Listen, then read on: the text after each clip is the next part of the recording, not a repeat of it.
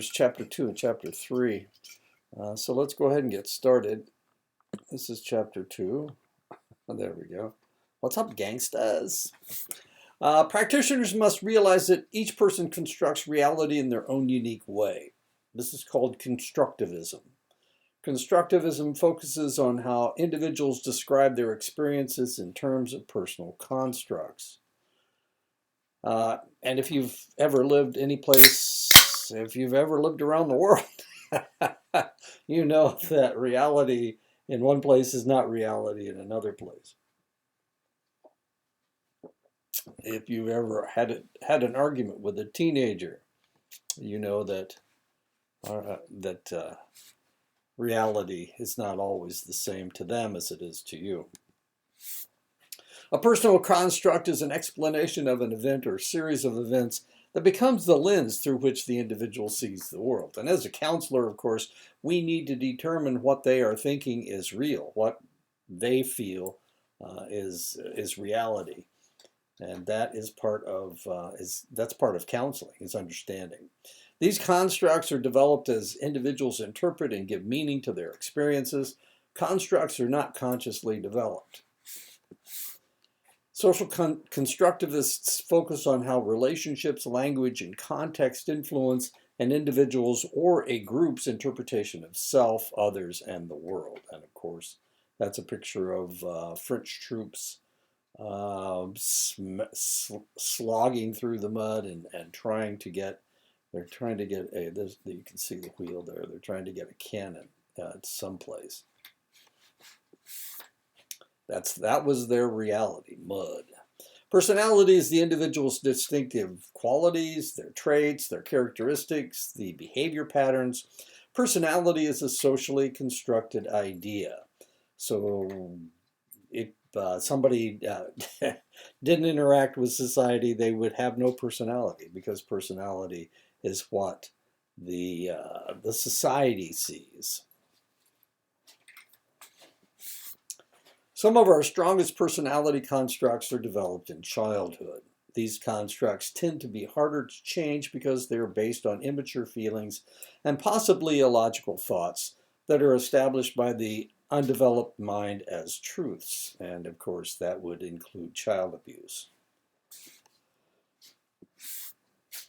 The childhood carryover: mother, my child is intelligent, handsome, and funny. The child says, yes, I am. That must be true.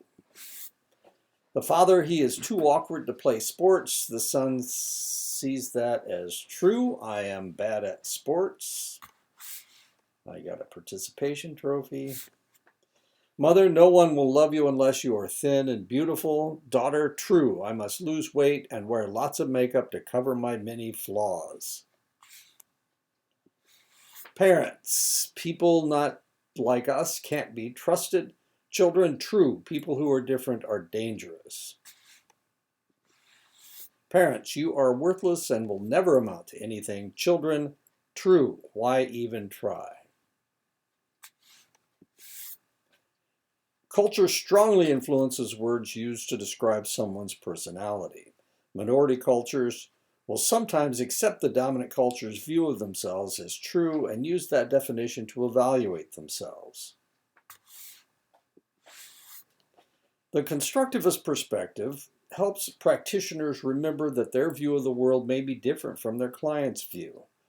The practitioner needs to remember to work within the client's view of reality. And of course, I have a picture of Jersey Shore here. I'm not sure whose reality that was. It was some form of reality, maybe in New Jersey, but certainly not any place else. The reality is there's only two of these people that I know. That's the situation, and that's what was her name? Snooki, the short one. When an individual, family, or group becomes aware of a construct that is unsatisfying or limiting, the individual can develop another meaning for events or experiences and begin to realize change is possible.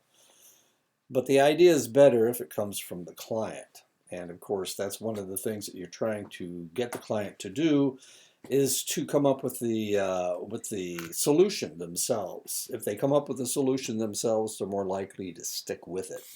If you come up with a solution, then they may be unsuccessful just to spite you.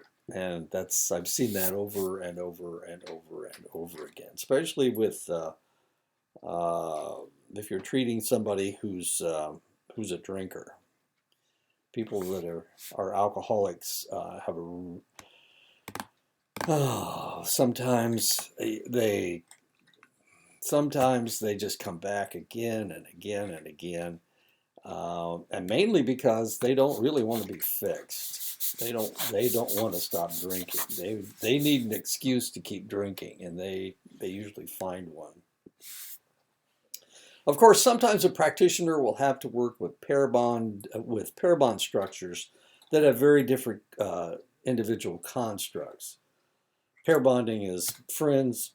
It's also a parent and a child, but it's especially a married couple. A husband may believe that a wife should stay home and raise the children, while his wife might think that she should be able to go out to work.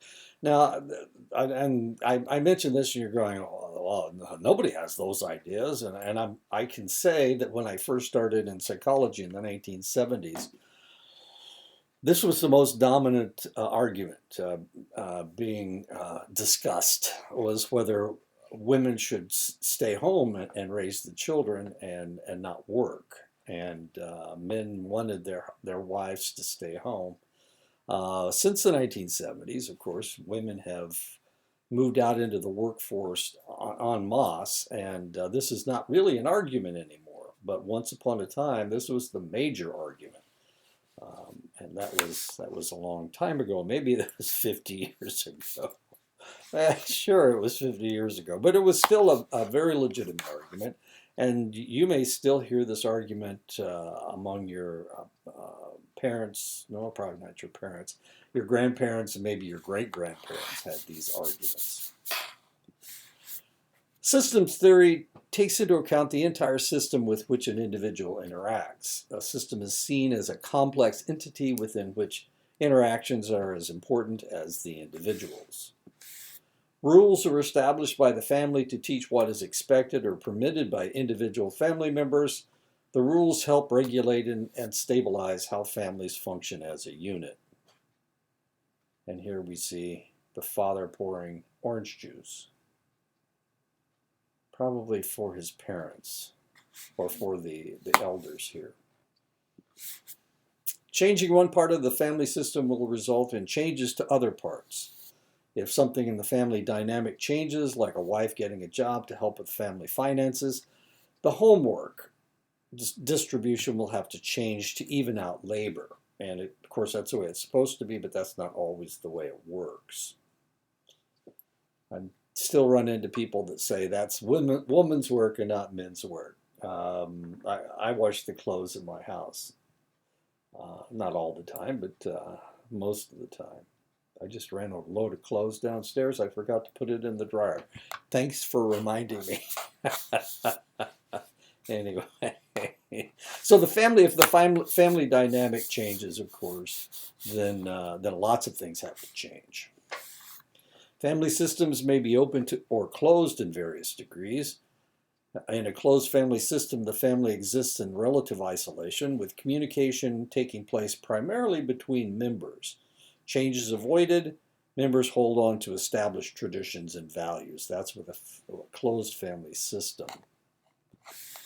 Characteristics of open family systems: willingness to assimilate new information and to engage in ongoing interactions with their environment. The family has no single correct way of doing things. As the family matures, changes are tolerated, supported, and celebrated.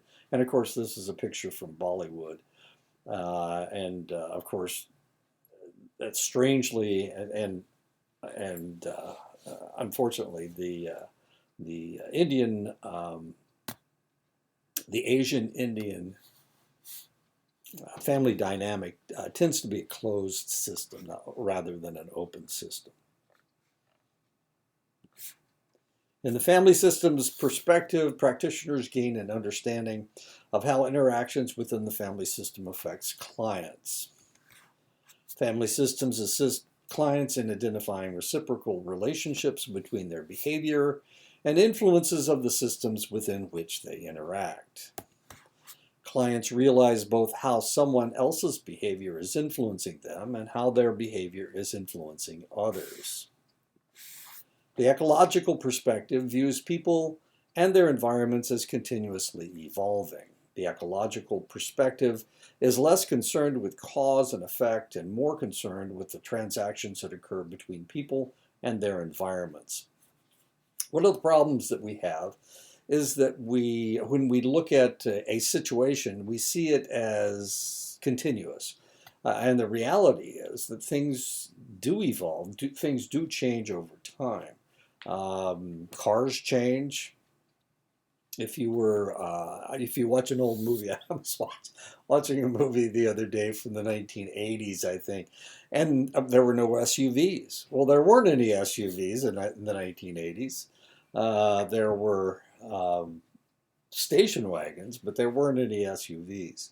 There weren't very many pickup trucks. Everything was a fairly full-sized vehicle, bigger than the car, and the cars back then were bigger than they are today, and they got a lot worse mileage back then. So my point is that things will evolve and things do change over time, but we don't see that. Right now we see, well, this is an absolute and this will never change. But the reality is that who knows what things are going to look like in the future. Right now we're fighting against AI, artificial intelligence. In the future, they may have done something to AI to make it a little bit less intrusive.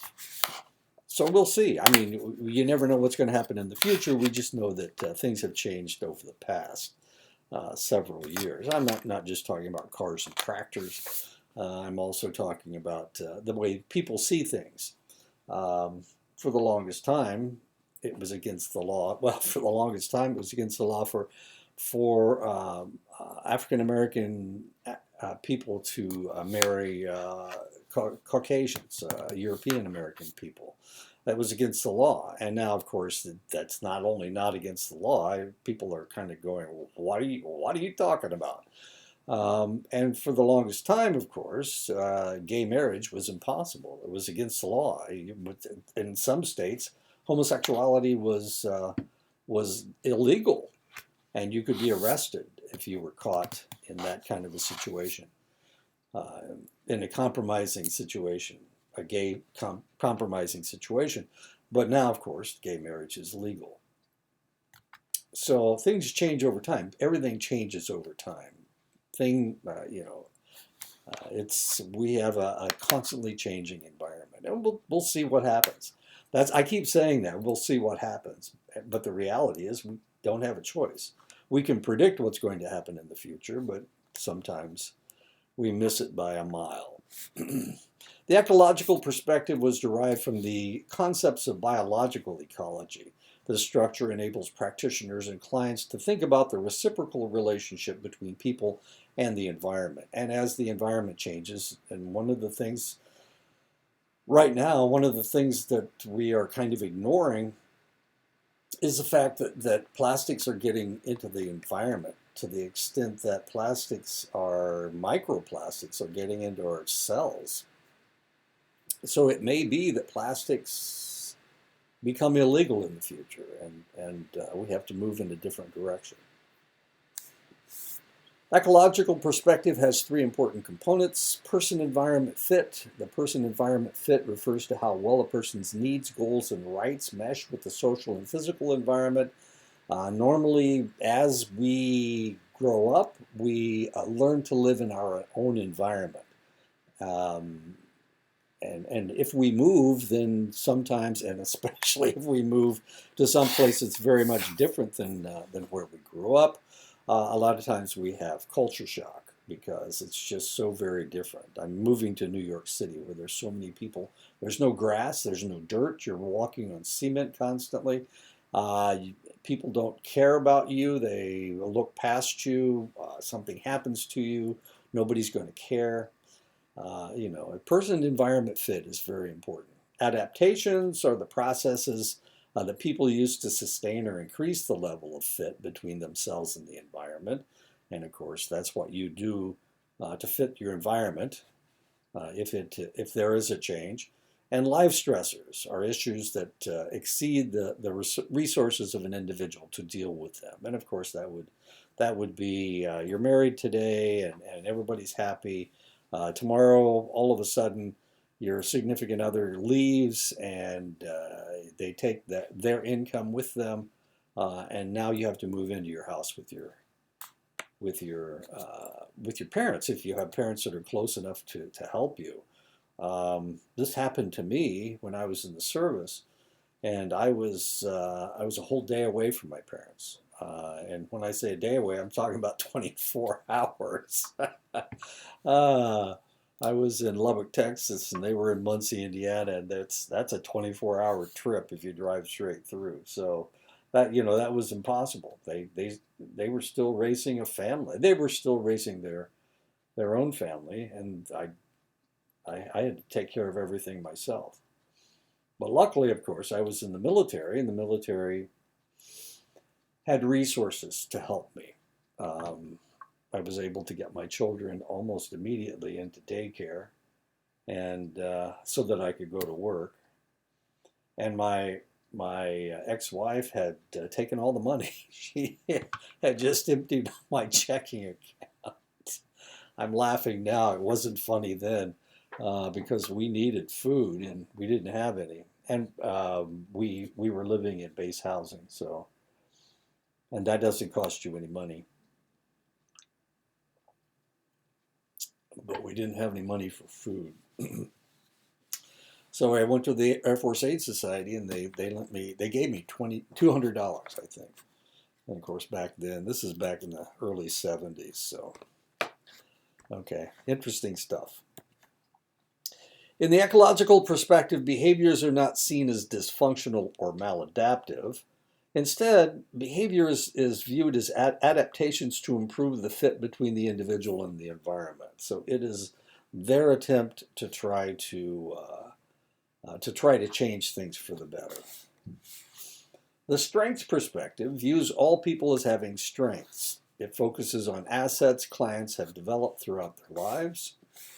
A strength is defined as any psychological process that enables a person to think and act in order to benefit himself or herself and society. Strengths are often developed when people struggle with difficulties, traumas, oppression, disappointments, and adversity. Everyone has the capacity to develop new resources, to make positive changes, and to use his or her competencies to solve problems. And sometimes these are given to you by your culture. Sometimes these strengths are given to you by your family. Sometimes your family tells you can't have these strengths, and sometimes your society tells you that you can't have these strengths because this is the person you have to be in order to be part of that society. So this is one of the interesting arguments that you will have to make, is that you can change and that you can have these strengths. Strengths perspective invites clients to discover, think about, and figure out how to use their strengths. This is different from traditional counseling because they tend to identify deficits, weaknesses, and problems. When working with individuals, families, groups, or organizations, the practitioner looks for the strengths, identifies their resources, and invites them to focus on possibilities for the future. Resilience is the ability to survive and thrive in the face of overwhelming life challenges, like running through the mud. Resilience is a dynamic process that is the outcome of positive adaptation in the face of adversity, stress, or risk. Love the word resilience. I wrote my dissertation on resilience. I wrote my dissertation on resilience among North American indigenous peoples. Resilience is not a fixed personality trait or an inborn characteristic. No one is either vulnerable or resistant all the time. Resilience is learned behaviors and patterns of adaptation. Resilience depends on the availability of protective factors. Risk factors are any influencing factors that can bring or predict negative outcomes on the functioning and overall development of the individual. They can include biological influences, individual influences, family influences, or community influences. Any of these things they can be risk factors, and that is actually where you're going to get your resilience from your biology, your individualism, your family, or your community. Protective factors are any factors that can exert either direct or indirect influences to buffer the negative effects of risk factors, and that's what I was running into when my first wife left when I was in the service. The protective factors was the Air Force. The Air Force gave me all of these possibilities, ways to keep from losing my family, or from not being able to take care of my family. Protective factors include your strengths, your capabilities, your talents, your coping skills, your resources, and your assets. And one of my own resources was the fact that I was willing to do it myself. I ran into lots of, this is back in the 70s, and men didn't think they could take care of children back then. I ran into a lot of men that said, I couldn't do what you're doing. I don't think you should. That's woman's work and all that kind of stuff. Cooking and cleaning and washing clothes. They had never done that stuff before, and they couldn't imagine doing it. Resilience represents both a process and the outcome of competent functioning. Resilience as an outcome involves the interplay of risk and protective factors. Resilience as an outcome represents the resultant positive functioning and competence developed when facing adversity. We did it. We survived. Practitioners using the resilience perspective start with an assessment of the relevant factors and then focus on helping clients build on the resilience that they have developed. Everybody wants to be resilient. Well, most people want to be resilient. Some people want to be taken care of all their lives. Some people want to be codependent. But the reality is that sometimes you're in a situation where you have to take care of yourself. And you have to take care of your significant, the people that rely on you, like your children. Practitioners focus on helping clients develop a positive outlook on life and self-confidence, maintain, promote, and enhance protective factors, recall successful events in their lives, identify resources, view a mistake as a window of learning, and focus on the present and the future, not the past.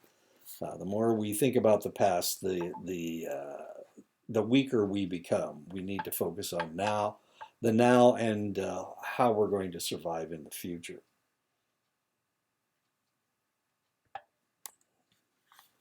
Empowerment describes the process by which individuals, groups, or communities take control of their circumstances to achieve their goals. Empowerment has an internal as well as an external component. The internal component of empowerment is also called psychological empowerment. Control over motivations, cognitions, and personality. Internal empowerment involves the belief that the individual will make competent decisions, solve their own problems, achieve their goals, and have a significant impact on the environment. You've got to believe that you can do it. And this is part of the problem in the very beginning.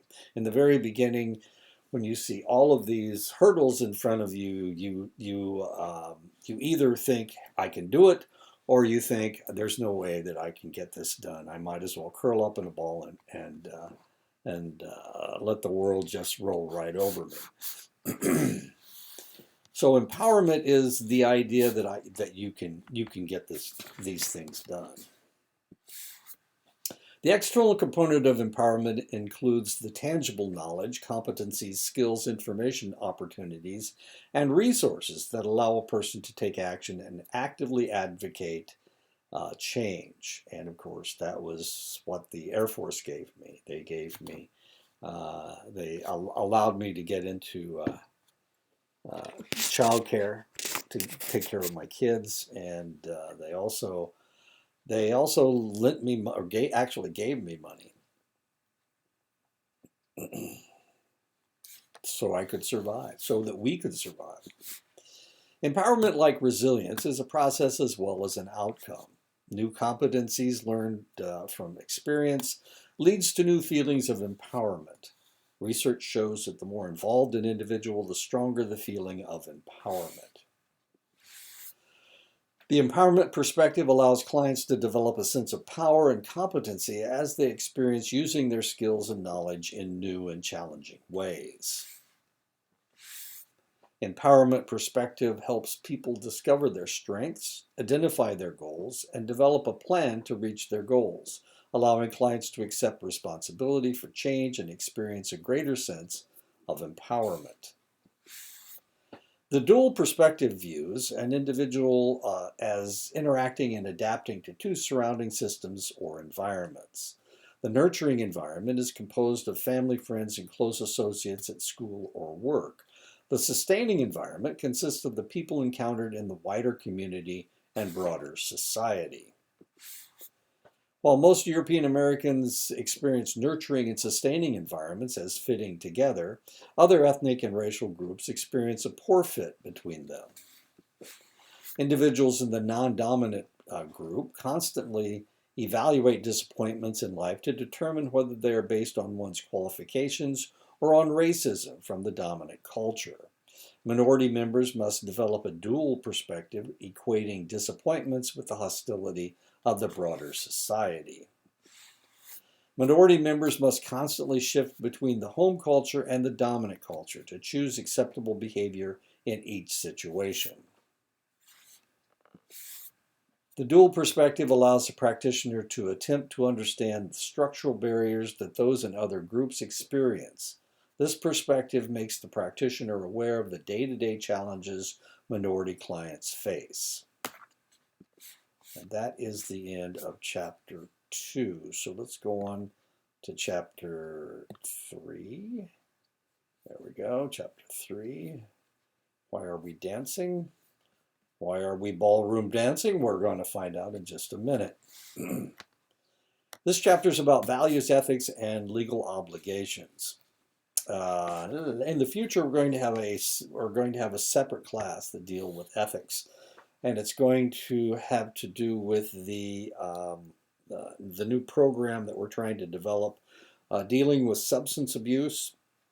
We're trying to put together a substance abuse counseling certificate and a BA program for substance abuse counseling, and that will be in the future. Maybe the near future. I'm trying to get it started in the fall. The first classes in this. It's not going to include that many extra classes that you're taking now. The information that you're getting for your BA degree will fit right in with the extra classes. It'll just be a series of extra classes to get your certificate if you are interested. Oh, there he is, McLovin.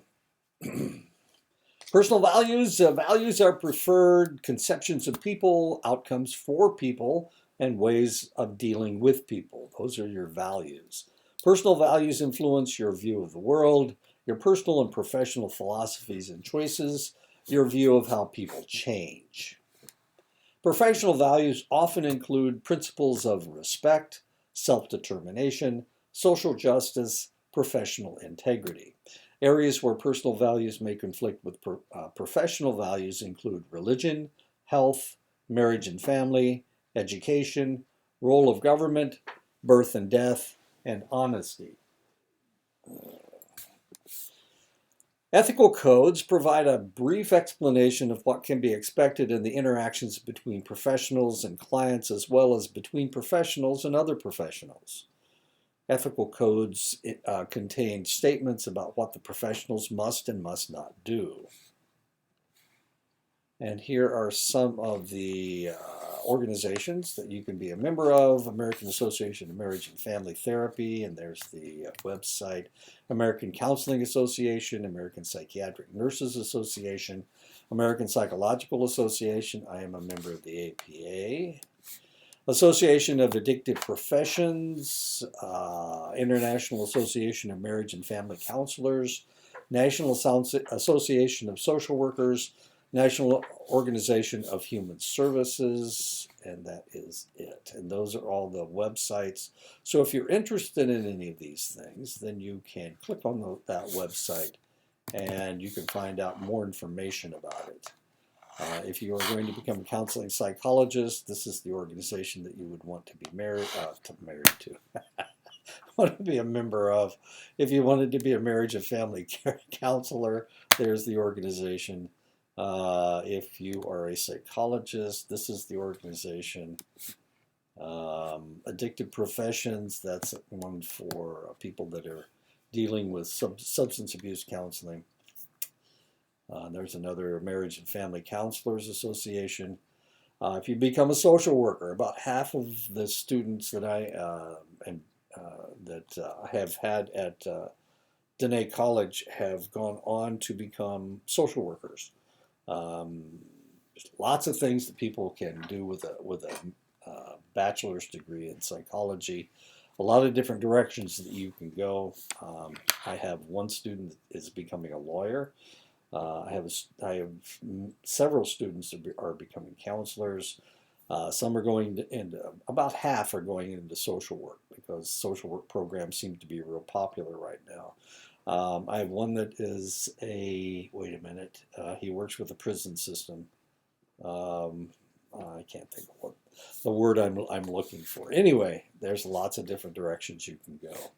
Professional competence includes practicing within the scope of competence based on education, training, professional credentials, and professional experience.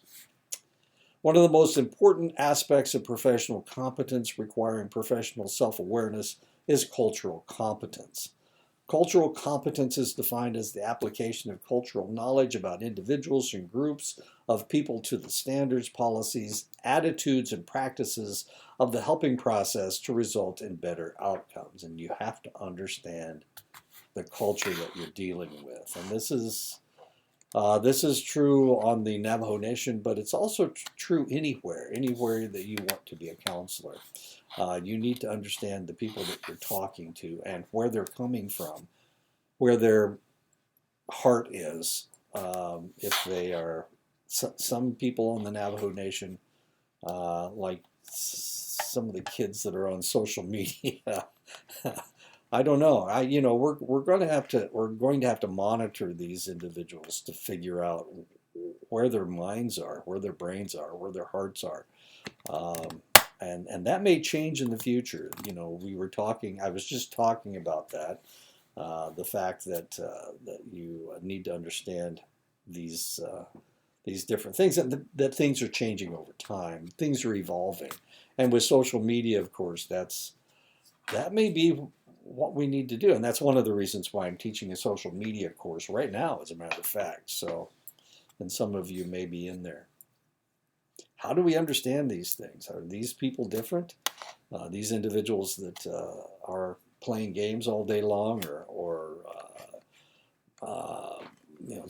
going through Facebook for 6 hours a day, or playing Candy Crush. My sister plays Candy Crush ad nauseum. So, who are these people? Where are their brains?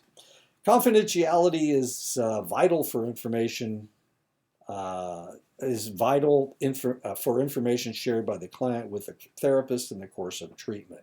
In other words, what they tell you, you can't tell anybody else. That's what confidentiality means. This information is not to be shared with others. Without confidentiality, clients are less likely to disclose sensitive information with the practitioner. Why maintain confidentiality? The potential for clients to experience stigma, moral obligation for helping professionals to follow the ethical standards for a professional, model of acting with discretion and keeping one's word, legal requirements. With the expansion of technology into all aspects of our lives, communication has become more and more difficult to regulate. Cell phones, fax machines, answering machines, computers, internet sites, it limits sending confidential material on insecure lines, and that's really tough. Boundaries are defined as borders that separate some types of entities, for example, parents, children, systems, clients, service providers, and healthcare workers. Well, let's just talk about sending things confidentially, and can be a problem. Of course, anytime that you buy things with a credit card, you're giving the company your credit card number, and one of the things that they should be telling you is that all of the information is confidential and won't get out. Well, I've done this before, and I have I've lost several different credit cards because somebody stole my number, and it's under my computer. So they had to steal it off the internet somewhere, and it was probably from one of those companies. Anyway, that's what I'm talking about. In the old days, you didn't have to worry about this. You didn't have to worry about it so much because telephones were attached to the wall, and there were no fax machines, there were no answering machines, there were no computers, and of course there were no internet sites. So I started in psychology back in the 70s. So as things have evolved, I've watched these things become less secure, being unsecure, and then all of a sudden needing to become more and more secure. And of course, now when we talk about internet sites, I'm having just a terrible time with my passwords, because not only do they want you to use they want you to have 2 or 3 passwords. And it can't be the same as any other place. And they seem to know all your passwords. I don't understand. My watch thinks it's the 23rd of January, 4:13. It's actually 5:45, but it thinks it's 4:13 on the 23rd. Today is the 21st, so it's 2 days ahead. And I can't sync my watch to my computer or my phone because I can't find the password. I can't remember the password. Anyway, I'm having these problems. I have these problems all the time. I should only have one password, I guess. In all helping relationships, maintaining appropriate boundaries is an essential part of developing a trusting relationship with a client. Relationship boundaries must be maintained with delicacy. Sexual relationships with clients are forbidden by all professional codes and represent the most common ethical complaints against helping professionals. In one study, 7 to 8% of practitioners reported engaging in sexual intimacy with a client. That's 1 out of every 12. 1 out of every 12. That's a lot. And it may be that people become counselors because they're predators, and they're looking for a victim. Ouch. We don't want people to start thinking that that's the only reason that people are becoming counselors. Sexual relationships can have a seriously negative effect on the client. Cognitive dysfunction, identity and boundary disturbance, sexual confusion, rage and feelings of guilt, depression and emptiness, self-destructive feelings, increased risk of suicide. You're increasing their problems. No matter what their problems are, if you become romantically involved with them, it is increasing their problems exponentially. Touch, accepting gifts, and self-disclosure by professionals are behaviors that have the potential to be boundary violations depending on the circumstance. More damage can be done by overstepping boundaries than the help previously given. This is really kind of interesting because when I was working up in Montana, up with the Northern Plains indigenous people, they're huggers. Everybody hugs. It's a constant thing, but not so much on the Navajo Nation. It's not as, touching people is not like it was back then. I mean, back up there, they're big huggers.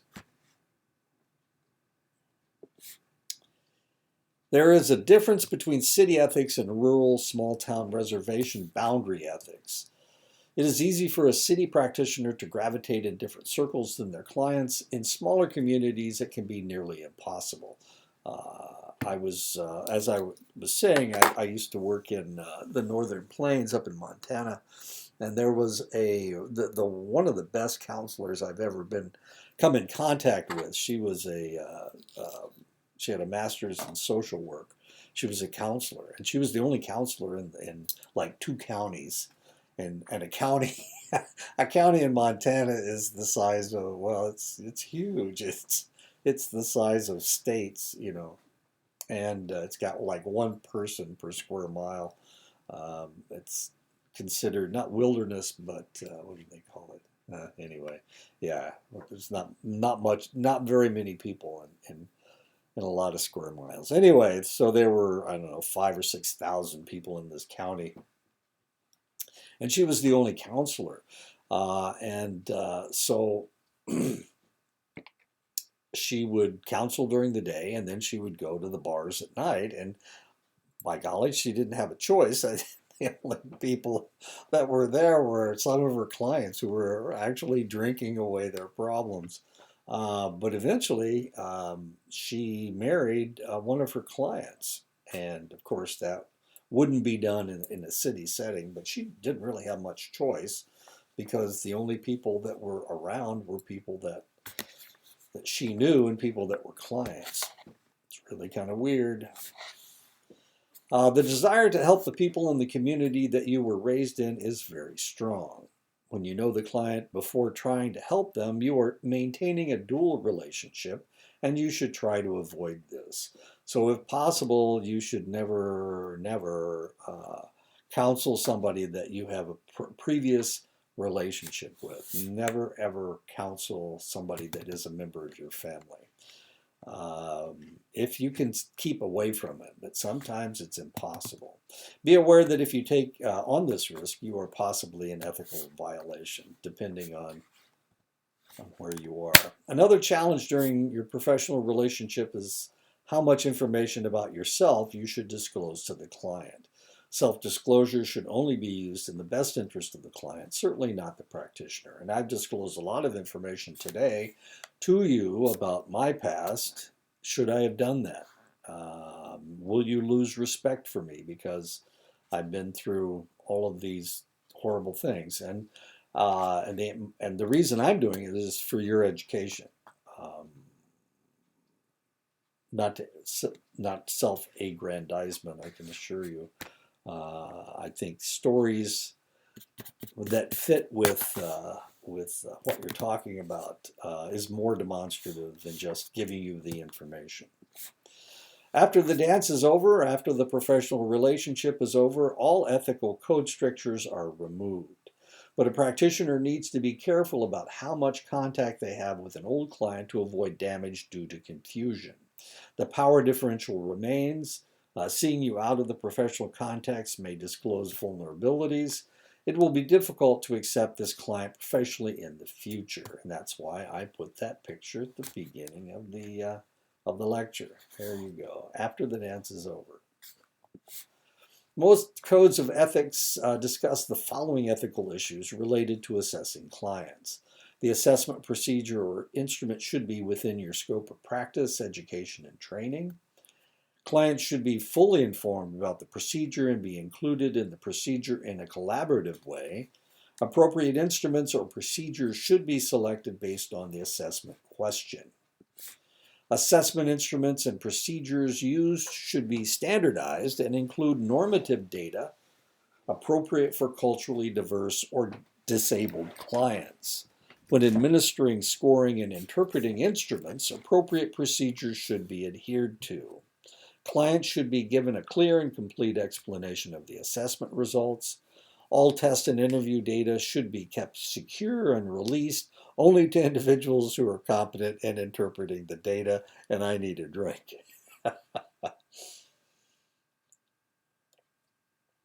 Sorry, that's why my voice cracked there. Informed consent means full disclosure of the purpose, goals, techniques, and procedure rules for assessment and counseling approaches used in language that is understandable to the client. You need to tell them what you're going to do. You need to give them as much information as possible, and that's informed consent. Legal violations are distinct from ethical violations. Ethical challenges are generally brought before a state licensing board, but can originate from a professional organization. Legal obligations to client include duty to care, duty to respect privacy, duty to maintain confidentiality, duty to inform, duty to report, and duty to warn. Legal limits to confidentiality. Confidentiality is not absolute. Laws vary by state. It is important to keep up to date in your own state laws concerning confidentiality requirements and expectations.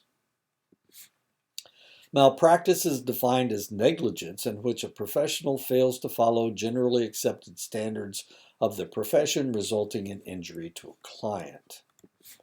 The client must prove 4 things about the practitioner to recover damages.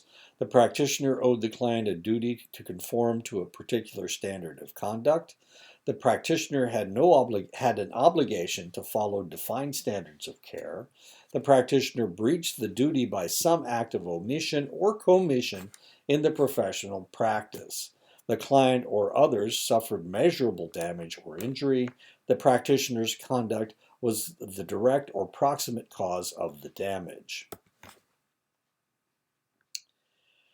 The top 5 reasons for malpractice of practitioners in the United States are incorrect treatment, sexual impropriety, breach of confidence, failure to diagnose incorrect diagnosis, and suicide of the patient. If a practitioner loses in court, there may be several consequences. They might be fined for damages, punitive for further counseling. They may lose their licensure. They may the loss of their reputation, future difficulties in obtaining malpractice insurance. The court case, whether won or lost, might damage the practitioner financially, emotionally, or professionally. Adhere to up-to-date practice methods. You need to use good documentation of practices, maintain of appropriate boundaries with your clients, know multiple relationships, don't counsel a friend, a family member, or someone that you've had a relationship with in the past. The following activities may lead to malpractice: sexual relationship with the client, practicing beyond your scope of competency, fraudulent billing, violation of reporting laws, breach of confidentiality, or refusal to provide records. Why am I mentioning the sexual relationship so much? We saw the statistics. 7 to 8% of counselors are caught in a dual relationship with their clients, sexual relationship with their clients. Ethical dilemmas involve making a choice between 2 or more relevant but contradictory ethical directives, where every alternative results in some type of undesirable outcome for one or more persons. Damned if you do, no matter which you pick. Reamer in 1995 describes 2 principles that can guide practitioners in resolving ethical dilemmas. Beneficence, where the practitioners should take action intended to help or benefit others, and non-malfeasance, where the practitioner should act without malice in order to do no harm.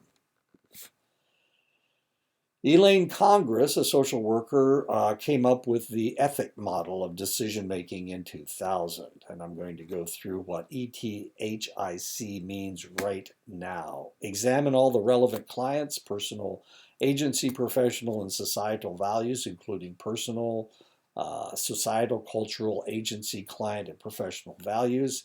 Think about ethical standards of your professional code of ethics and relevant laws.